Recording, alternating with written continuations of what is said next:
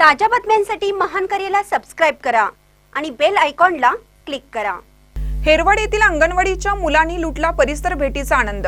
शालेय जीवनात विविध अनुभूती विद्यार्थ्यांना मिळाव्यात या दृष्टिकोनातून विविध उपक्रम राबवले जातात। त्यापैकीच एक म्हणजे परिसराचे ज्ञान व्हावे यासाठीच वनभोजन व शैक्षणिक सहलीचे आयोजन करण्यात येतं। मंगळवारी हेरवाड मधील अंगणवाडी क्रमांक 190, 191, 286, 394 व 395 यांच्या मार्फत मुलांच्या विरंगुळ्यासाठी आकीवाट कोडीतील संत बाळूमामा मंदिर येथे एक दिवसीय वनभोजन व शैक्षणिक सहलीचे आयोजन करण्यात आले होते।